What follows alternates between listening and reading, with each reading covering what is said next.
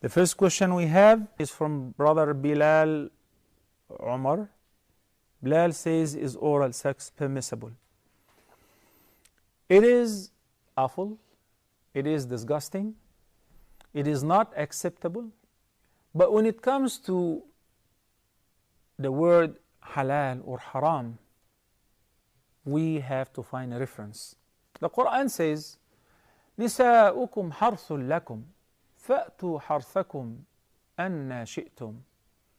And Allah subhanahu wa ta'ala says in another ayah, فَإِذَا تَطَهَّرْنَ فَأْتُوهُنَّ مِنْ حَيْثُ أَمَرَكُمُ اللَّهُ.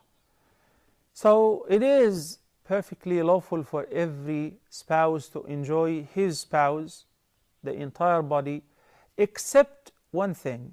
فَأْتُوهُنَّ مِنْ حَيْثُ أَمَرَكُمُ اللَّهُ is to have an intimate relationship in the orifice which is created for this reason, okay, which is al-farj. Having an intimate relationship in the rear orifice is absolutely forbidden, one of the major sins, and it can take out of Islam. That is the only prohibition in this regard. Similarly, having intercourse during the menses. وَيَسْأَلُونَكَ عَنِ الْمَحِيضِ قُلْ هُوَ أَذًى فَاعْتَزِلُوا النِّسَاءَ فِي الْمَحِيضِ وَلَا تَقْرَبُوهُنَّ حَتَّى يَطْهُرْنَ فَإِذَا تَطَهَّرْنَ فَأْتُوهُنَّ مِنْ حَيْثُ أَمَرَكُمُ اللَّهُ. Which means they ask you concerning the menstruation.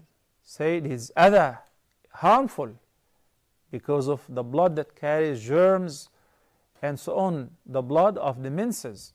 So whenever there is blood flow, or whenever the woman experiences the monthly period, you should avoid having an intimate relationship with your spouse in this condition until she is in a state of tahara. And after the tahara, ائتُهُنَّ مِنْ حَيْثُ أَمَرَكُمُ اللَّهُ, embrace them wheresoever Allah allowed you to embrace, as I mentioned earlier.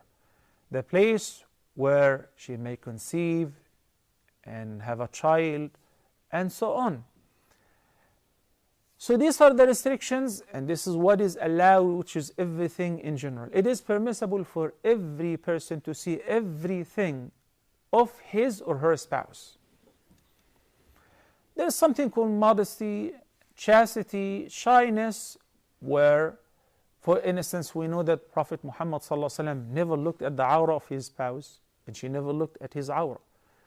But it is not forbidden for any person to see his own awrah or the awrah of his or her spouse, of the entire body, including the major awrah.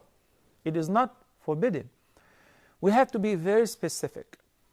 It is forbidden to touch your private with the right hand while urinating, not while taking a shower, not while washing yourself. In the hadith, the Nabi sallallahu alayhi wa sallam said, إِنَّمَا هُوَ بُضْعَةٌ مِّنْكَ. It's just a piece of you.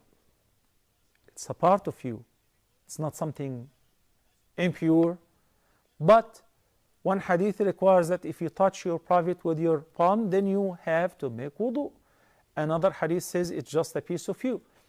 So a combination of that indicates it is permissible to touch your body and your private as long as you're not touching your private while urinating or answering the call of nature with the right hand. Okay? So which means that doesn't apply to touching the private of the other. I know that this is a very sensitive subject, but you cannot imagine how many questions we get in this regard.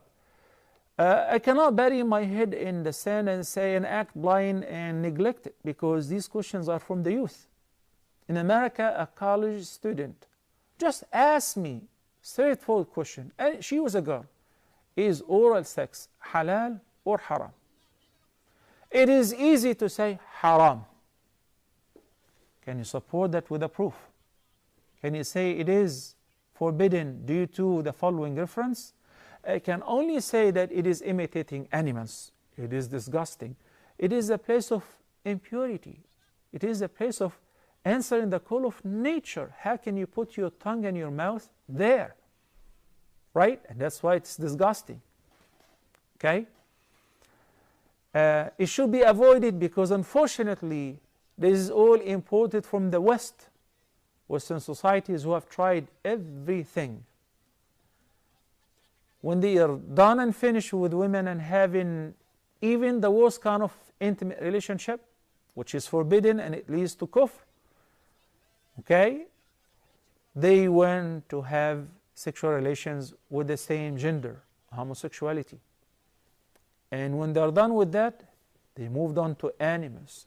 They will not have an end or a red line. Why? Because Allah subhanahu wa ta'ala says, وَمَنْ أَضَلُّ مِمَّنِ اتَّخَذَ إِلَهَهُ هَوَاهُ. Who is more astray than one who has taken his hawa, his lust or desire, as his own God? In a sense that whatever he desires, he does. Whatever they crave for as a lust, they do. Nothing is haram or restricted.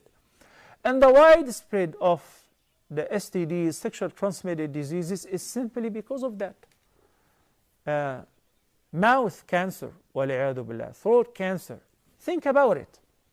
The place of urination and the place of answering the call of nature, the place which is full of microorganisms, which are normal flora for this place.